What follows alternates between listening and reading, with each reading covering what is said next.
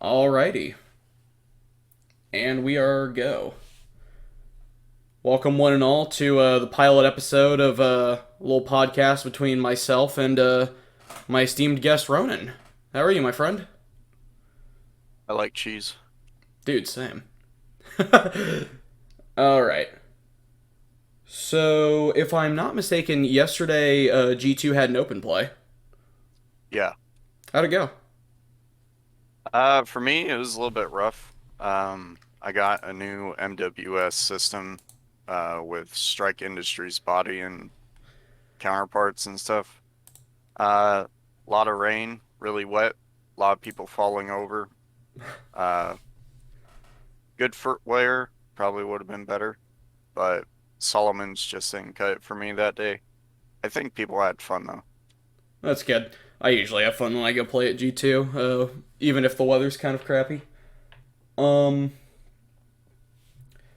I apologize. I'm still kind of waking up.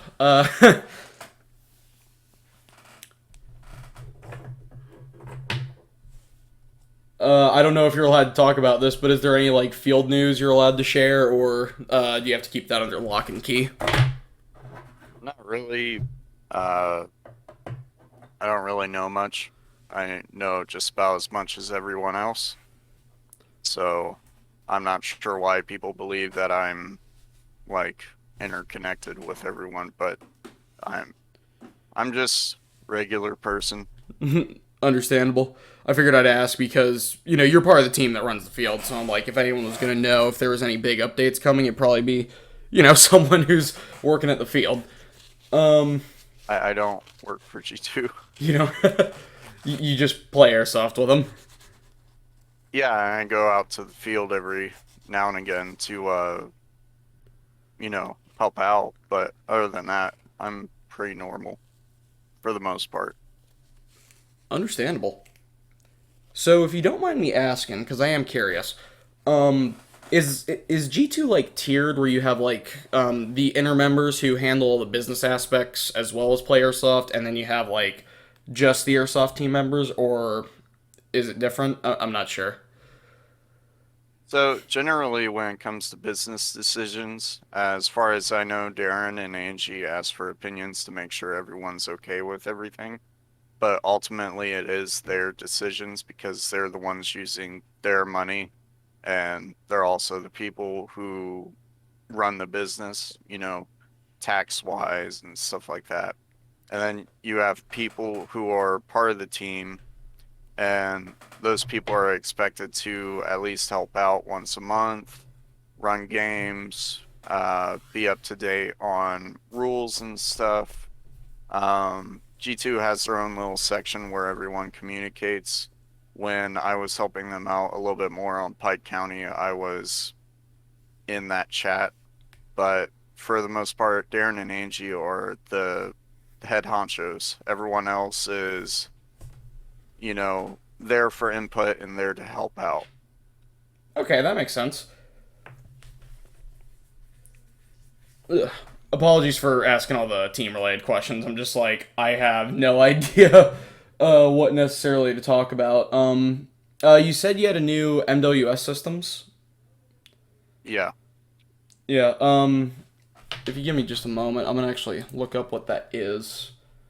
What that looks like. Modular weapon system by Tokyo Marui. Ah.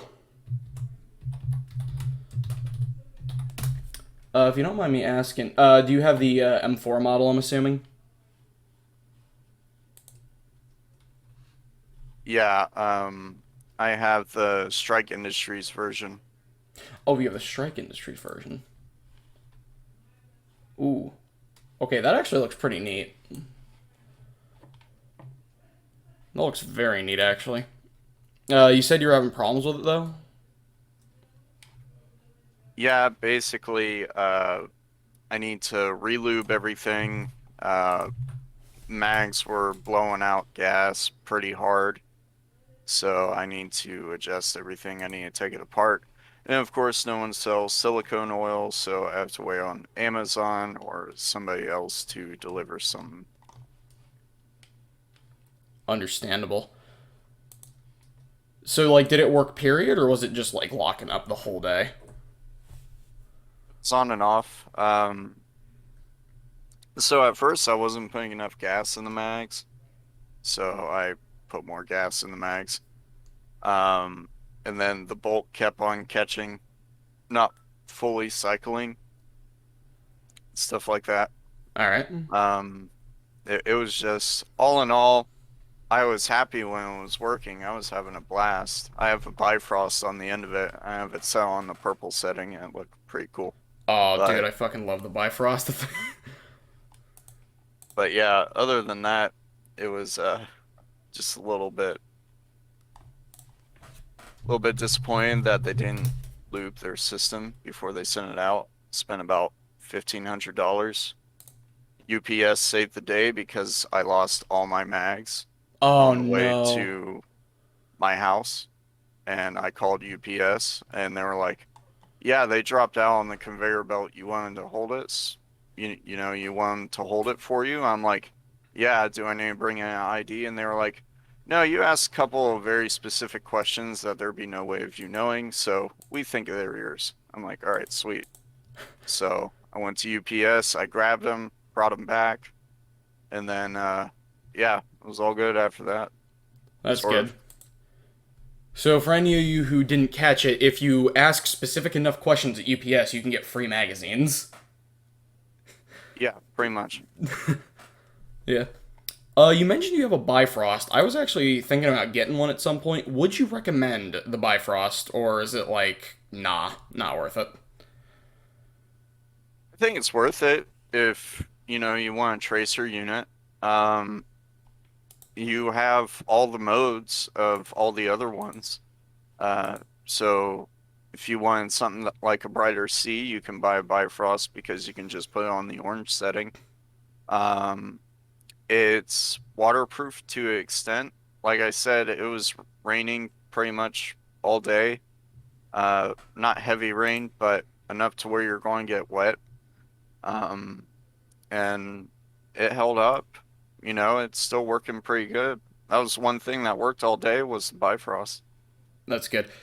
I have an Ace Tech. It works pretty solid. I'm usually pretty happy with Ace Tech. Um, Shoot, I'm just trying to think. I'm sorry. Do you have any recommendations for like tracer BBs? Not really, no. Nah, that's fair. I mean, I just use these. I actually use Ace Techs. um, I'm so sorry. I'm like, damn. What do we talk about? Anything. Favorite apple juice. Favorite apple juice. Ooh, that's a good one. Snapple is a absolutely solid choice. Can't really go wrong with Snapple. Yeah, Madman was pretty happy to take your Snapple. Aw, Dan got my Snapple. Yeah, don't worry. It's not the end of the world. Nah, it's cool. Dan's cool. He can have my Snapple. Here's a controversial question. Is there any platform in Airsoft that you just do not like?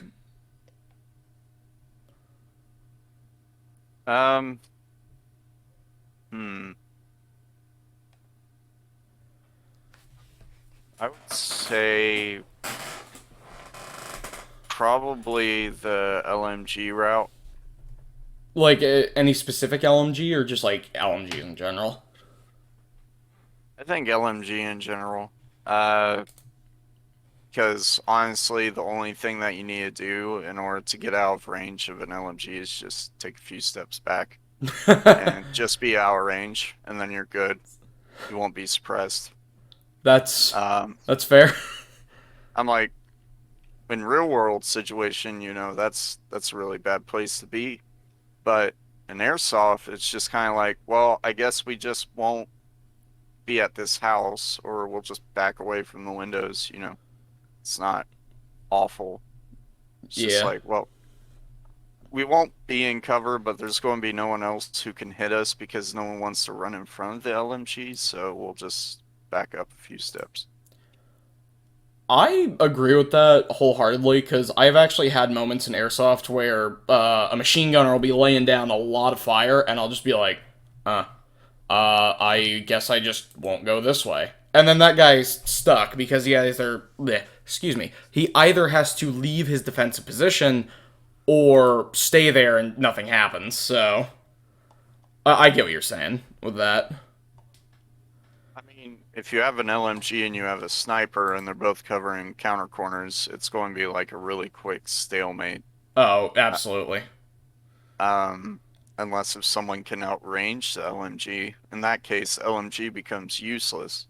So it's it's a bit counteractive if you think about it, Yeah. because you have this weapon that's supposed to lay down fire and basically create an area of effect of denial, like don't go this way or else you're going to die.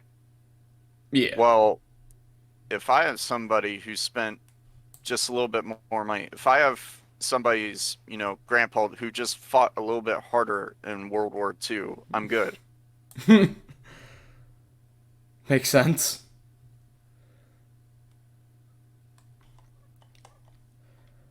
I think the issue with most people who run machine guns is they want to play like a tower defense game with it, where they'll set up with it, right? And they'll be like, all right, now the bad guys come to me. And no, because they've set up in some very odd choke point in a position where no one's really going to want to go for numerous reasons. The biggest one being they know it's a huge choke point and they don't want to get mowed down. So your only real option is to play more aggressively with it, push up with your team, because then you bring that area of denial to the enemy, and if you put them inside of it, then it becomes a very useful tool. But I think that there's just not enough people who fully understand that. Like I'm not calling out anybody locally, right? But I've seen it, and I'm like, you gotta move forward. I'm guilty of it myself with my RPK, where I'm like, yeah, all right, now I'm gonna hold this position, and no one comes because they know there's a machine gun. They're not gonna go fight it. Yeah, I have a video on my Instagram. It's a really short one. I think it matches up with the description of what you're saying. Yeah. But there is a guy walking down the aisle at the old G2 field where the factory buildings were. Oh yeah, I know you're But talking about that long hallway. yeah, Yeah. but he has RPK. The thing is, while he's shooting, he's walking forward and everyone has a chance to go through into the middle building, which I think that follows up with what you just said about that. Absolutely, because if you're doing that, you've basically just said to everybody down that hall, you can shoot me, but you're gonna die in the process. And people don't make that trade, and your whole team just pushes all the way up. I'll make that trade 100% of the time. I like to surprise people. Oh, I do too, but there's a lot of people who go, I don't want to make that trade because they don't want to walk back to spawn or something of that notion, But or if they you just think don't want to about get it, if you hit. get rid of that LMG, that means that your team can take over because a lot of those people just expose themselves and are still trying to get themselves situated in that room. Oh, absolutely.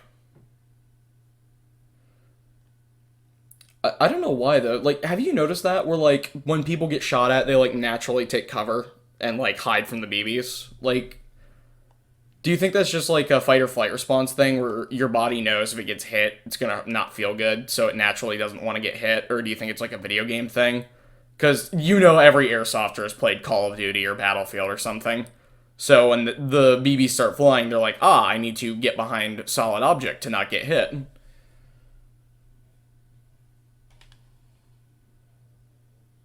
I think it's a little bit of fight or flight because when you start getting into the game a lot more, your body becomes used to it.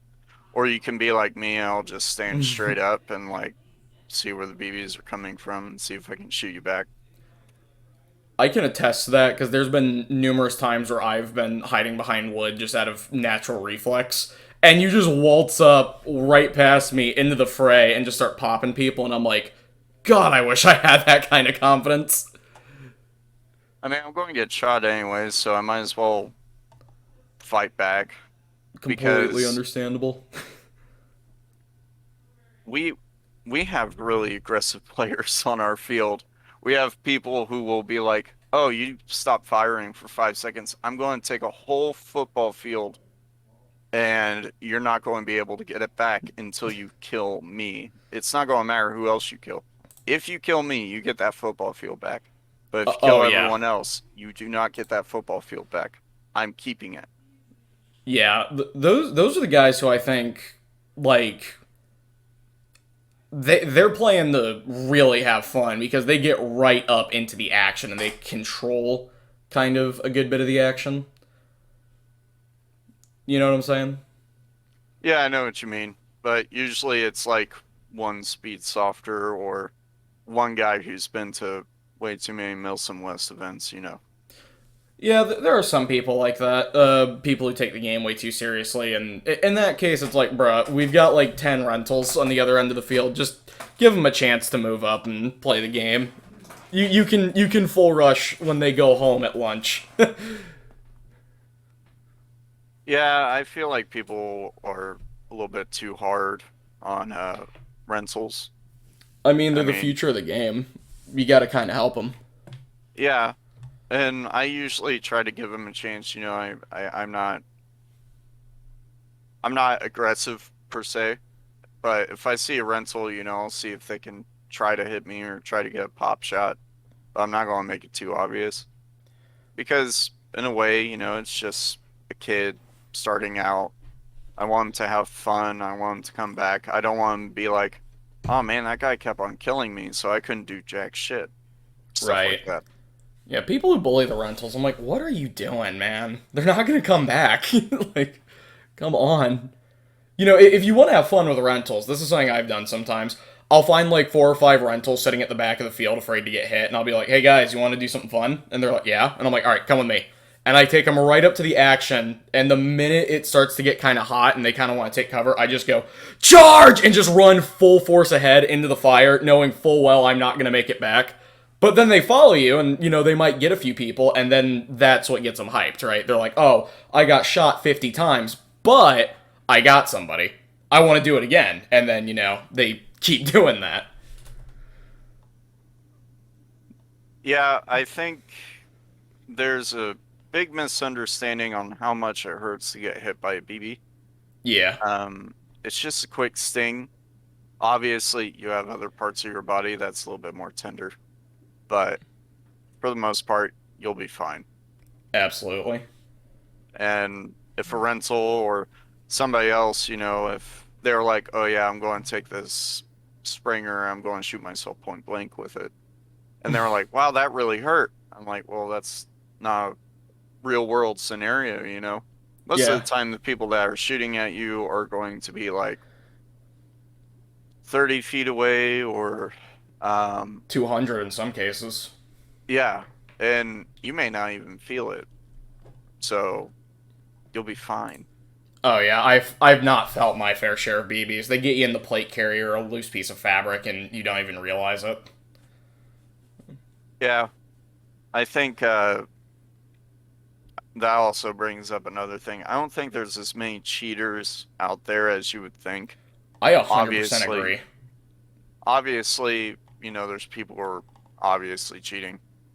Right. But for instance, like me, I wear a lot of gear. Um, if something hits me in the backpack, I may not realize it. Oh, same. And, it's one of those things where give them the benefit of the doubt. That's my rule of thumb. Yeah. Don't like immediately be like, "Oh, I'm going to shoot him in the ear now," because they they didn't call that one hit. You didn't call the hit to your sleeve. Your ear is mine. Yeah. And I mean, if they're obviously cheating, like I saw them flinch, I saw them react, I got them, and I know I got them, but they reacted to it and they're not calling it. I'm like, okay, now you're cheating. Now I can shoot you in the ear. Now I can get you. I can get you in the tendies. You can get him in the tendies. I think it was South Park where they said you're not supposed to shoot a man in the dick. That's not what I was talking about when I said tendies. Oh, oh. Okay, I get it now. I don't I'm think they like, said anything about that, so yeah, you're golden. Go for it. yeah, I Yeah. would say it's like upper arm area around your shoulder blade. Oh yeah. That kind of hurts more. Maybe in the finger if I'm feeling like I can pull off a shot like that. But Honestly, I think like the front of the neck hurts the most because if you get hit in like the Adam's apple or the windpipe, it's like, oh, I gotta sit down. yeah, I got shot in the back of the neck, and that was weird because I thought my team was behind me. But Ooh, yeah, that's got to be an experience. I get shot in the back of the neck a lot. I think that's just bad luck, Yeah, it's just bad luck. probably.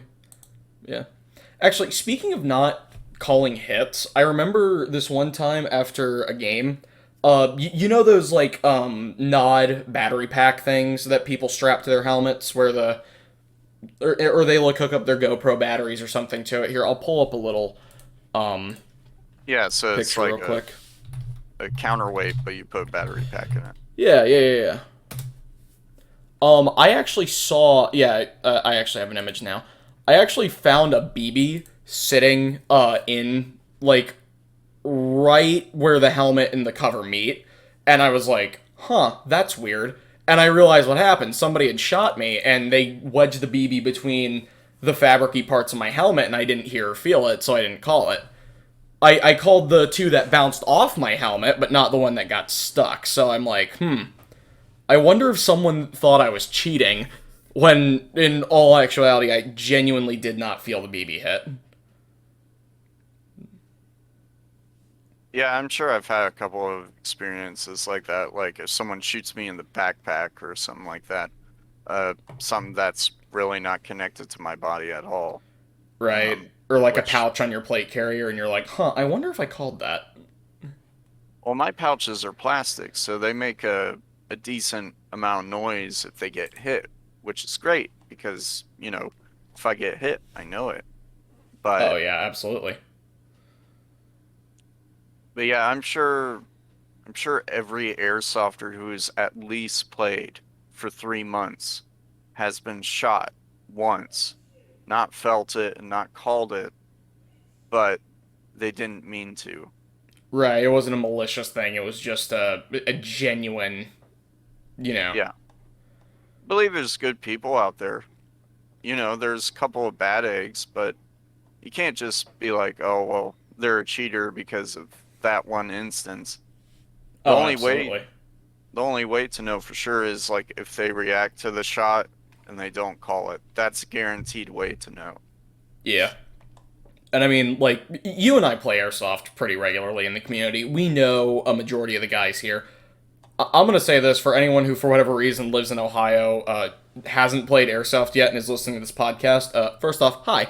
Second off, the guys in this community are really nice. They'll show you the ropes. They'll help you out. They give They'll you make kisses. it. They give you kisses. They give you cheese. Um, seriously, it's a great place to learn to play Airsoft. The few people who are dickheads, we will absolutely warn you about and be like, that guy over there, yeah, he's weird. He like he likes squirrels. He Don't. likes to stick kittens in bologna packets. Yeah, yeah. Something wrong with him. No, don't talk to him. Also, if he asks you about any kittens, tell him you haven't seen any. Bring them to me. Bring them to me. We will give them treats and pets, and you know, scratch them behind the ears. But yeah. Uh, speaking of like calling your hits, do you ever do this thing where you'll get shot running behind cover, and after you've gotten behind the cover, you're like, "Damn it, I got hit," and you throw up your hand and walk back out? It's happened plenty of times. I mean, I can't stop on a dime. I have that Yeah, momentum. So if I'm running, I can't, just I can't yeah, just dead same. stop and be like, "Oh yeah, I'm hit." Yeah, some kid tried to accuse me of cheating because I didn't stop on a dime, and I'm like, dude, I weigh 230 some pounds, and I'm wearing 40 pounds of kit. I'm not gonna be able to stop on a dime without hurting myself. You're gonna have to understand. Count the hit, even if you don't see it. Makes your day a Indeed. whole lot better. Indeed.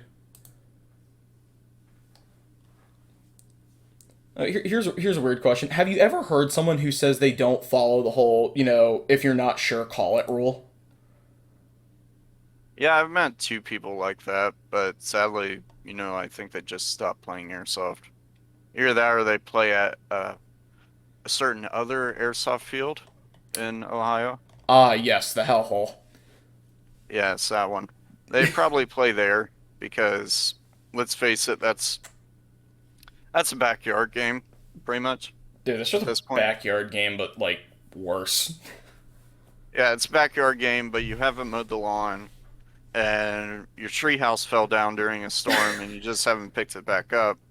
And you decided to lay down some barbed wire to keep the coyotes from coming in, but you never picked that back up. And there's a parking lot in the back, and you don't want to do anything else, so you just go like, yeah, it's backyard game. And there's a homeless man shooting heroin somewhere out there, and you don't know where he is. Yeah, the SWAT team will be there shortly Yep. because you went out into the parking lot and you were threatening guests at the movie theater, so, And it's not like a movie theater where normal people go. It's all like rich white grandmas who don't understand what a BB gun is. I go to that movie theater. I think we all do when we really got to see the new Marvel or DC movie. Yeah, I need to see She-Hulk twerk. Ronin's got his priorities in order, people. uh, yeah. Yeah, that was some cursed shit though. I saw that video and I was like, man, that made me physically recoil. That was so You, you know, awful. you know what's awful is that I'm in a server, for Anti-Stasi, for Arma 3, and that video, I don't know how to explain this video other than I feel ill. Yeah, it's It's something. it's pretty awful. Yeah, Marissa said it has the uncanny valley effect. I think Yeah. she meant uncanny abyss, Oh yeah, uncanny abyss is a better term, I would say. or maybe bottomless pit. Someone posted a video of Hulk from like 20 years ago and it still looks fucking better than She-Hulk. Yeah. Have you noticed that like Marvel movies have gotten worse? Oh yeah, I watched Multiverse of Madness and there was like some Spy Kid shit effects in there in the beginning. Like they're Yeah. throwing rocks and I'm looking at it and I'm like, this looks fucking awful, dude. Yeah. And the writing's bad too. It's like instead of having like serious impactful moments, it's like everything's either a joke or it's just like I don't know. It feels like it's been written by like the B team.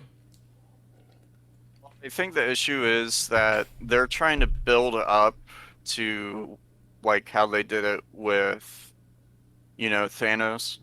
Yeah. Because if you go see Love and Thunder, I thought Love and Thunder was, decent. I didn't think it was like Multiverse of Madness, where it was just like, okay, we need to get rid of this one character so it makes sense for when this happens. So we need to make this whole storyline up and we need to do all this stuff. So let's just get through it, get it done, so we can make this piece. It's kind of like the substitute teacher was in, here's your crossword puzzle, just stay busy, get it done, be good, and we'll do something really cool. Pizza party on Friday if you can get through it. I've had that so much. And then the pizza party is like the thinnest slice of pizza. Oh yeah, they got one pizza from Little Caesars, and we're going to split it between 26 children. So Absolutely. Yeah, this math works perfectly. here is your half cup of Coca-Cola. Yeah. Enjoy. And your Oreo cookie, don't forget your Oreo cookie. It's not even generic, it's that vanilla crap. It's not the good off brand, it's the bad off brand. The one that, like, pre The cracked one that egg they give shit. out to like nursing homes and shit. Yeah, for people with, like, dementia or, like, serious issues who don't know what actual food is because they haven't been fed anything real in, like, 40 years. Yeah, pretty much. It was on discount. That's why I bought it. Like, oh, we know Marvel. We know this was on discount. Trust us. Yeah, Marvel went to Sam's Club and just bought everything in bulk. That's pretty much what happened. And they were like, "We'll just start it all together, a little bit of grainy rock effects with the green screen. No one will notice. It'll be fine." And then his third eye is like, "Yeah, we'll just plaster on this little Fiverr After Effects, you know." Dude, I can't wait till Marvel Phase 8 where it's just some guy playing with fucking toys. It's like all one take. He's just got little action figures. Yeah, I'm not sure how their budget is. I think it's the same, but I think the actors are demanding more and more, so corners are being cut, and it's showing. That's something that I find interesting. It's like you're Disney, right? You are like the biggest, richest fucking company in existence, and you can't find an extra couple thousand to make your effects look good or give your people extra time. You've seen those articles, right? Where it's like Marvel FX guys are quitting left and right because the demands are just ridiculous and the deadlines are just microscopic. Oh yeah, well they switch companies every movie. They switch companies. Like for instance, I mean, Pixar isn't really good about it. Uh, every visual effects artist knows that they're pretty expendable. You remember the guys from Ice Age, right? Yeah, I remember that. Yeah, they let them go on Christmas. That explains so much. They let them go and they shut down their entire company. Yeah. Animators are always treated like garbage from any company.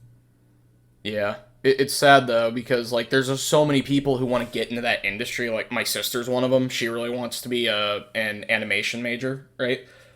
And I have hope for her. Like I'm hoping she can make it, but at the same time, I know if she's working for some big company and she does anything wrong, they're gonna be like, "Yep, clear your shit. We're hiring someone who will work for less." Well, there's always going to be someone who's willing to work for less, but um, it's a very demanding industry. I almost did. You almost went into animation? Yeah, I almost did it. I went to CCAD, and Oh, nice. that was a really expensive school, but it was really nice. I would have been able to pet wolves and rhinos and stuff because they go to Columbus and they're like, yeah, draw the animal and you get like one-on-one time with it and stuff like that. Okay, So that's cool. really cool school. They even have like glassworks and stuff like that. Top tier. They asked me to go in um and like view it because they were doing talent scouting. I was doing my uh life drawing and stuff. I was drawing spheres and shit.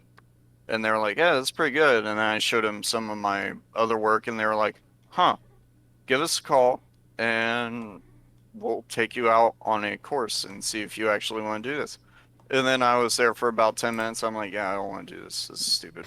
That was me with IT. I went to a trade school for 2 years, my last 2 years of high school, and I got out and I went, "Huh, I really don't want to do IT work anymore because so many people are so stupid." Yeah, that's kind of the thing. It's like you obviously have a computer. You understand that sometimes they lock up and you have to figure out what's wrong with it. Yes, I do have a personal computer that I use for my personal use. Right. You know that when it has a problem, you got to fight with it. I have met so many people who they're like, "Oh, hey, you went to IT, right?" And I'm like, "Yeah." And they're like, "Can you fix this?" And they show me this computer that has more viruses than your average porn star's genitalia, and I'm like, "I can't fix that. Your computer needs Jesus, not a technician." Yeah, I've had that happen a couple of times, but usually it's just my grandpa who forgot to turn on the printer.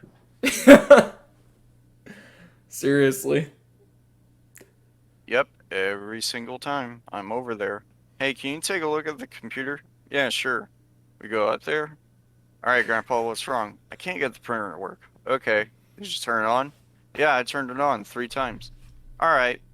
So I look at it, I'm like, huh, it's turned off. Turn it on. I'm like, okay, try it now. And he prints it off. He prints off a puzzle.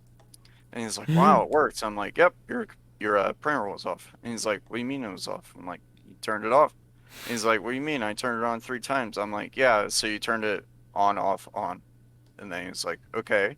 I was like, and then it goes into sleep mode. And he's like, what's sleep mode? I'm like, it's what happens when you don't use a thing for a while, so it goes to sleep, so it doesn't consume as much energy. And he's like, okay. And then I go home, and I get a call. Hey, my printer's not working. And then we start over again. Some people, man. I actually had that with a friend's AEG. I'm not going to mention who to save them some face, but they were like, hey, my airsoft gun's not working. And I'm like, oh, I can take a look at it. Their motor was running backwards. This is not a joke. It was like, I don't know what they did, but like you'd fire it and it would like half fire. It was so weird because it would like, you know how sector gears work. It pulls the spring back. It was trying to push it forward. That's really weird. Yeah, and I was like, how did you do this? And he's like, I don't know, just stopped working. And I'm like, okay, your What motor's AEG backwards. was it? It was one of those like SEMA M4s. Okay, so basic. Yeah, real basic. He said he had put a new motor into it, and I'm like, okay, let me see the motor. And the motor, like, you've seen the cheap Chinese knockoff meme products, right? Or like the stuff Yeah, out I've of I've seen the plastic pack, type deal. yeah. No, I'm getting at the things where it's like color swapped Sonic with Obama on the backpack, and then like a fake Dragon Ball symbol on it. You know, it's like just every Yeah. brand ever.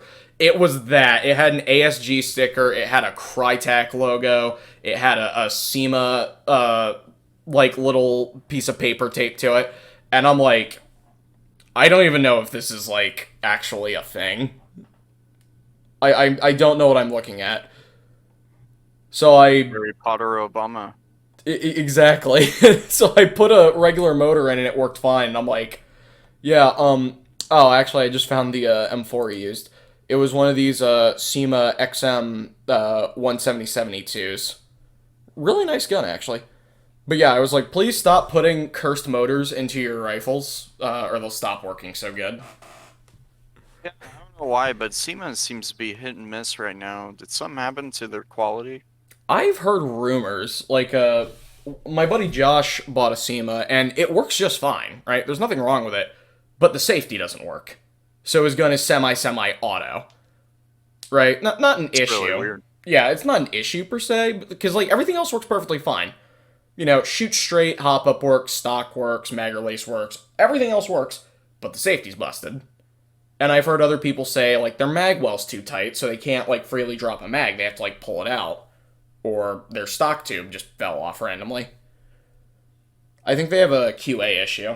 Or, like, they can't afford good QA, so they kind of just say, if it's together and functions for the most part, send it.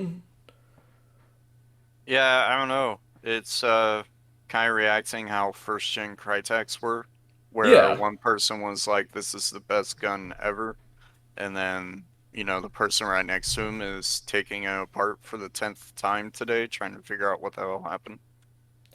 Yeah, I think they're having the same issue. Knowing what happened with Crytek, I think this is just a hiccup. It should pass. If not, word will get out. Like Classic Army had the same issue not too long ago, if I'm not mistaken. They have I'm gonna see yeah here. They have these weird like flash hiders that are like these weird tri prong excuse me flash hiders with like a little pocket in Talking them. about the ones that basically make the BB explode when it's coming out. Yeah, and it gets stuck in the barrel and shit. Yeah, I remember hearing about that. I'm like, man, I'm glad I didn't grab that. Yeah, I think the same issue's having where it's like, okay, there's something wrong with the manufacturing and they're working on it and they'll fix it and then the issue will go away, right? But, we have to cycle through the batch or two of rifles that aren't up to spec and are acting funny? Yeah, I know what you mean. I mean, I work with cars all the time and I work on the quality side, so I Oh, see so you that, get it. yeah, I see that quite a lot. Yeah. I mean, I understand why people are unhappy about it because these are very expensive products. Like, I'm looking at some right now, and the DT4, right? It was the hot thing like a year ago. It is $469. Like, I would be pissed if I got this and it wasn't working for some reason. Imagine how I felt when I spent 1500 on my Tokyo Marie. Yeah, like it doesn't feel good, and you're like, what's this shit? Yeah, I think all I need to do is just lube it up a lot and it should be okay. I hope. You need that Cosmoline, bro. Yeah, I need to get some Vaseline, rub it on there. Vaseline. Just why does your rifle smell like Vaseline? I don't know, but it works. Honestly, just put some lard on it. What? Well, we're Americans. You should be able to get some pretty cheap at Costco. Yeah, I just go to the nearest KFC and be like, yeah, man, just empty out your bucket. Give me a family meal. There's probably some European who's going to listen to this and be like, is that actually how you grease a gun? No, do not do No. that. I was going to say, Europeans know about it too. They know GBBRs more than we do because they they're don't they're have, legal over there. You can have I'm them. like, they don't have like really bad weather, so you can run a GBBR all year long. I would disagree. I've been to Britain and like it rains constantly. Well, not this year, but most years it rains constantly and I'm like, Jesus. How do you go outside? Where's the sun? Also, why am I not sweating to death? Yeah. Did you hear what they're doing over there right now? No, I haven't. What's up? So, electrical companies, because of their heat wave, a lot of people got Nest thermostats for free provided by the government. Oh, that's pretty cool. So during the heat wave, they're like, yeah, you can't run your AC right now. So they locked everybody out of their AC so no one can change their shit.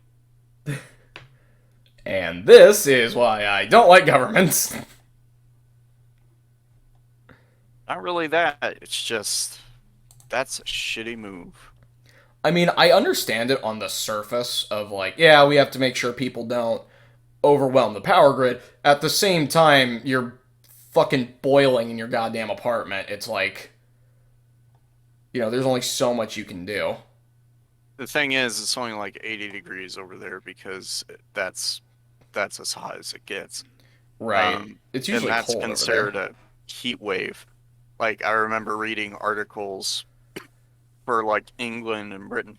And it's like sweltering heat makes, marathon runners pass out. I'm like, how hot is it? And they're like, oh, it's 70 degrees Fahrenheit. Meanwhile, in Ohio, it's like 80 degrees, feels like 95, and we're like, oh, time to go play airsoft. Oh yeah. Field's open. It's time to play, guys. Let's go. Come on. You're swimming in your own sweat? Sweet. That means that you're going to cool off when we get that warm breeze. Hell yeah. God. Also, for anyone wondering, yeah, it does get that bad in Ohio where you will take off your boots and a fucking lake will pour out and you're just like, yes, I exercised today. Yeah, you're going to burn 5,000 calories within your first 2 hours. Oh, So you easily. better eat a lot. That is not a joke, by the way. I actually weighed myself before an airsoft game one hot day, and I was like, yeah, you're like 228 because I'm fat. I came home that night and I was 224. I'm like, what the fuck? I had sweated out 4 pounds of water, and I'm like, I might need to go to the hospital. Like, I don't know if that's good. Yeah, with type 1 type deal, it's pretty fucking dangerous for you to be doing that too. Yeah, I was perfectly fine, but I mean, at the same time, I was like, I might need to consult a doctor. Yeah, drink plenty of water, people. It gets hot. Stay hydrated. Touch grass. Touch grass. Lots of grass. Touch grass, eat ass, die fast. Amen, brother. I need that on a plaque somewhere.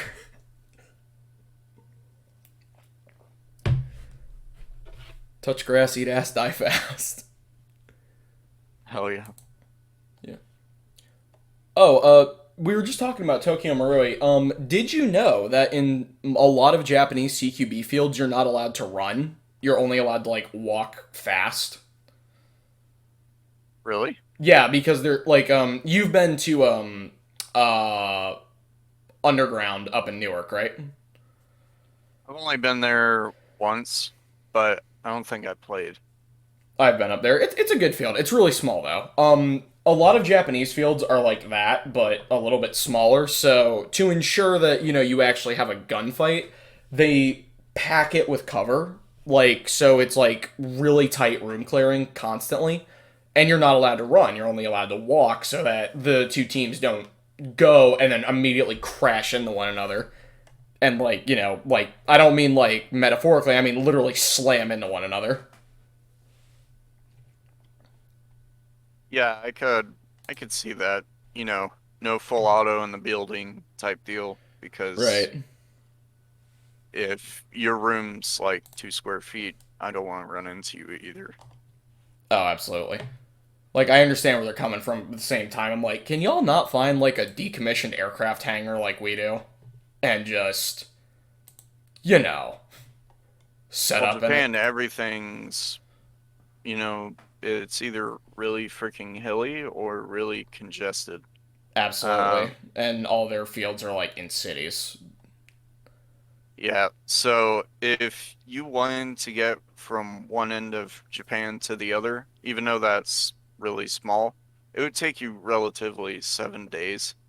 So, Right. Just because it's up and people, down and congested.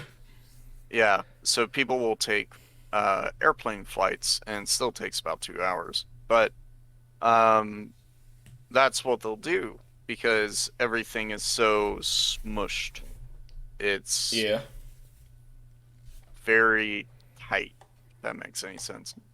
Oh no, absolutely.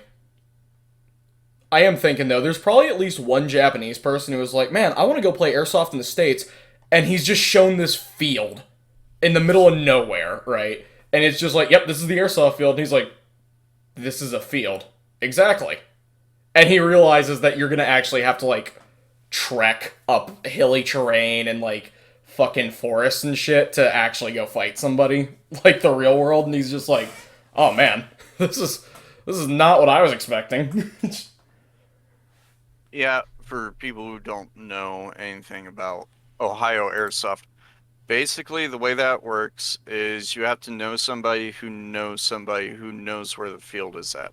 Yeah, Then you type in the address on Google Maps, and then you go, okay, it's here, but it's 5 miles down the road from here. right. And then you get to that address, you get there, and then you follow some shady ass signs, and then you get to the airsoft field. That is Ohio Airsoft. It's like trying to get to Hogwarts, but instead of going to platform 9 3/4, you have to like go into some shady part of town, and the directions are some shit like, yeah, you're gonna want to go down the dark alley that looks like Bruce Wayne's parents just got murdered in. Take a right at the sausage factory and keep going until you see the crackhead. Then you want to take left, and bam, you're at the field. And it's like this is a rundown sausage plant. Yep. Welcome to the field. Yeah, it's pretty much that. And we wouldn't have it any other way. No, I don't think so. It's pretty stable right now. It And is. honestly, I think G2 helped out a lot with that because everyone was kind of relaxed and given up. You had G2 and then you had MK up in Medina. Oh yeah.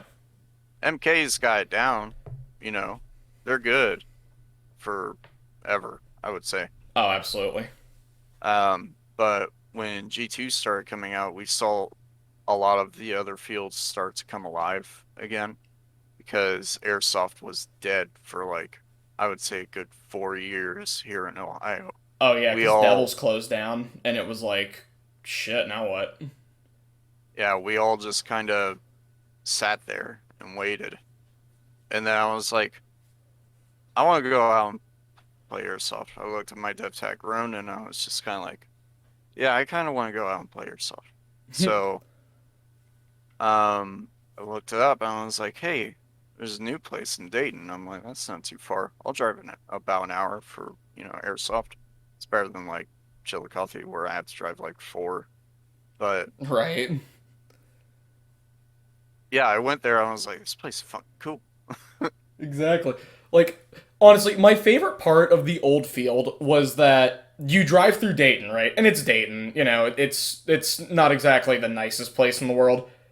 But then you find like the bombed out, shittiest looking part of the city, and people are having gunfights, and it's like, oh damn, I really took a wrong turn.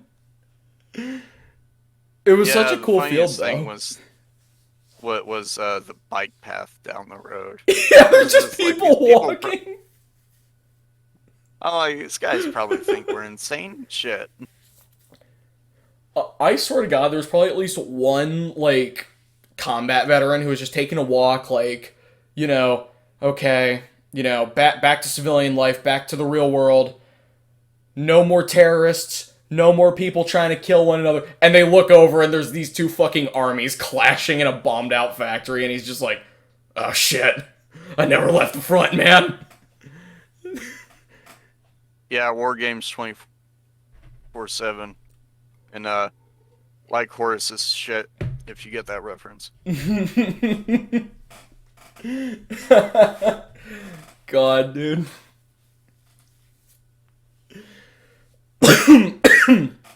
Excuse me. Ugh.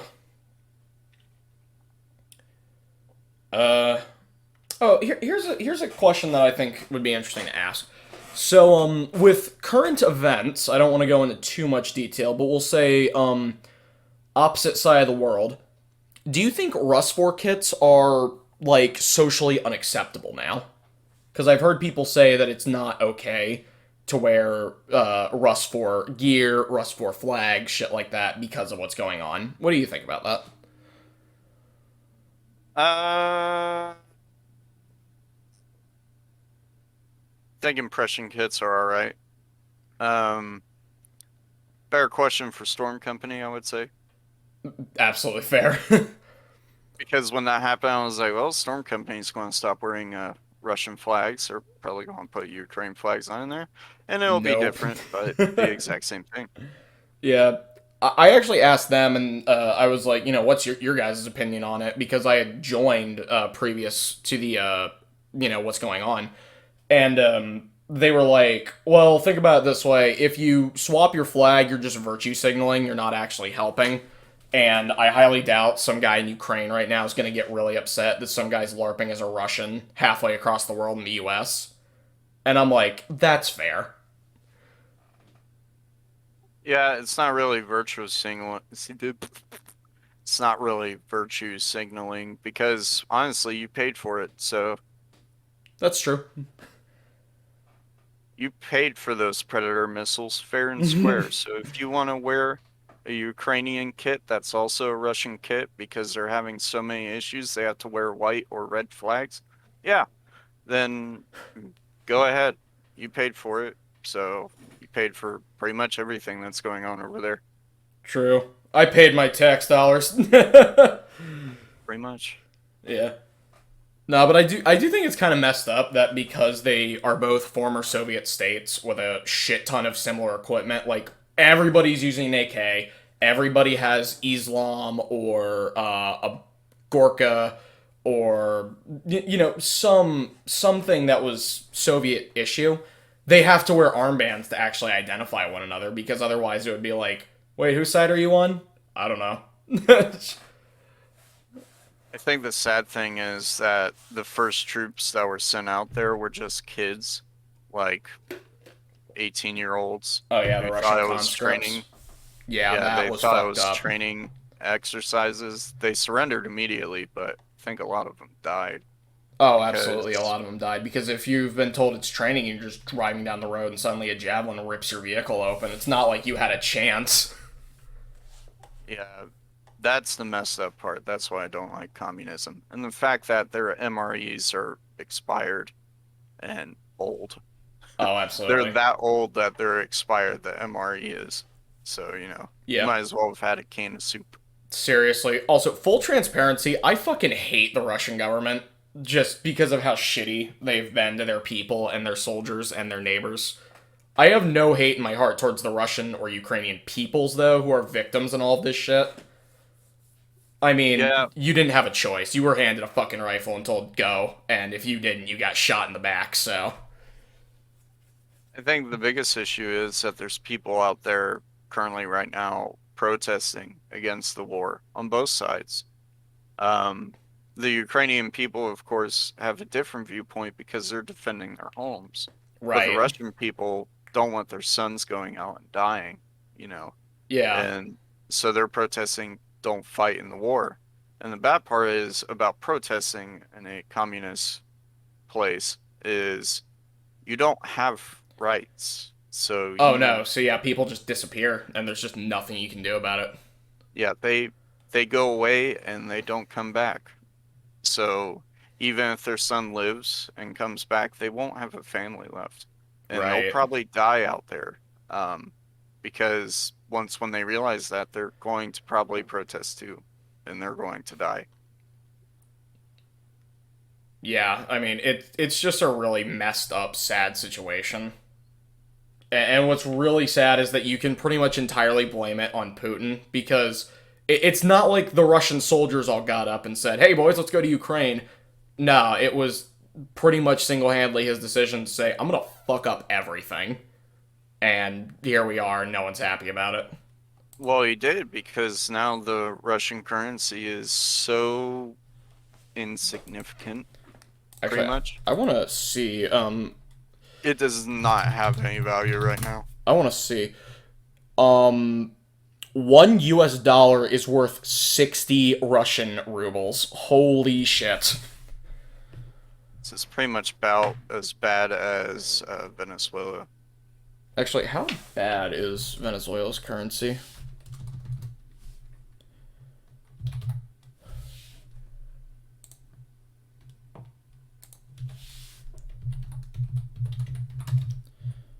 I'm just looking it up on my Go away Epic. Hold on. A Venezuelan bolivar. Oh my god. It gets Oh, worse and worse every day. oh my god, dude. I'm looking at it and what? Holy shit! All right, hold on. One, two, three, four, five, six. Okay,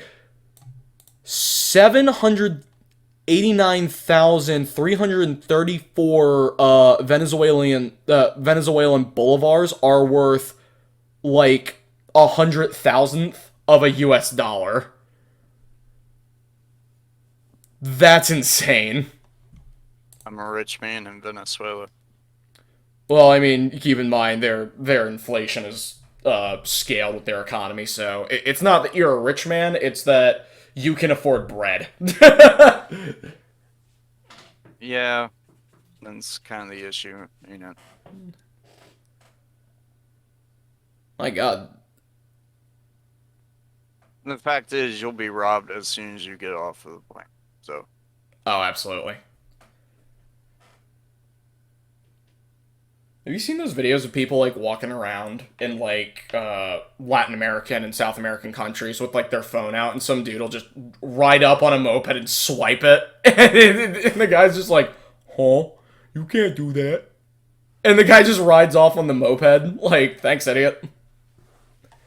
I just bought dinner for a week." yeah, that's kind of how that works. I mean, Yeah. that's actually a really common thing, honestly. Oh yeah, they do it in everywhere. Actually, I've been to parts of Europe where my family was like, "Hey, do not pull your phone out here, or it'll get stolen by some guy on a moped." And I was like, "No, it won't." 20 minutes later, we see some guy lose his phone to some moped bandit, and I'm like, "Huh, okay." I guess that's just everywhere then. Yeah, kind of weird. Yeah. I think the same thing happens in the U.S., but instead of some guy on a moped, it's some guy on a motorbike with a Glock, and he says, "Give me your shit." It's like, as a tourist, I have no weapon. I'm not sure. I have to look into it, but I think that's probably a more common thing around places that don't have any defensive weapons. Because if you think about it, like, if I do have a weapon, you're screwed. Oh, And absolutely. it's a big risk to be like, I'm going to ride up on this random person that I have no idea if they're carrying or not. And then I'm going to try to get them. And then my only protection is a ODOT approved helmet. Right. Like in the US, muggings are usually more violent because it's like you've got to hit the guy and take all of his shit or you're going to get fucking killed. Whereas in other countries, you have some leeway of like, okay, I know the guy at worst is packing a knife, so if I'm fast, he won't get me. But I can imagine some guy from like Europe or Asia or something coming to the US going, yep, I'm gonna moped mug some guy, swiping their phone, then winding up with a 9mm in their kidney, like, I fucked up. Yeah, but I don't know. I mean, it all depends on how much you want your stuff back. I mean, knowing people in the States, like, I know some people who would die over, like, half a Penn Station sandwich. But, I mean, that's not everybody. No, I don't think so. Seriously, though, there are some people who will fucking go to the grave for half of a Penn Station sandwich. I'm like, dude, look, it's a good sandwich, but I don't know if it's worth your life, dog.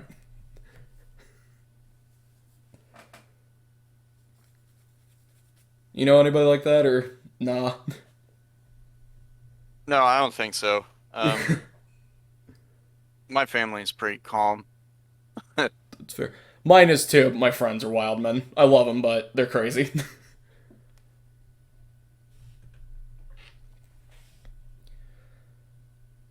Okay, Yeah. what now? What now? That's a great Yeah, what question. now? If you want, we can keep going a little bit, or we could stop. We've got a good hour of just shooting the shit. Pretty good talk. Yeah, I would say. But anything else you want to bring up or talk about? I can't really think of anything. We could give like dad advice or something as our closing remarks. Stay in school, eat your vegetables, pick a sport or a hobby. That is fantastic dad advice from Ronin. Alrighty. Well, thank you all for coming to our TED Talk, our pilot episode of this little podcast. If you enjoyed, do the thing, like, subscribe, comment, uh, call me gay. I don't really care. Ronan, Do you have that a all the channel, time. right? Yeah, I have a channel. I only have one video that made it up into the 1000s, and it's really strange because it was a shit post. So I'm exactly in the same boat as you. I have three that have surpassed 1,000. One was legit, one was a shit post, and one was, well, you know the one. yeah. Yeah. On Instagram, I'm a little bit more active. So hit me up at Ronin SMU or Ronin underscore SMU. So I post up daily memes pretty much every fucking day, and sometimes upload content that generally is either dead or takes off. One of my shit posts is, I think we're almost to 4,000 views. Hey, there So you go.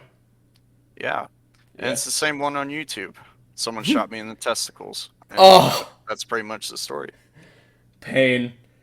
Seriously though, Ronan has some of the best memes. I don't know if he like goes uh dungeon diving or some shit to find the finest memes that exist, but he goes and gets them and he brings them to the people. So follow this man if you want to laugh your ass off. Alrighty. Yeah, you can get. I can send you a video of someone throwing up if you want. Sure, why not? Thank you. All right, one second.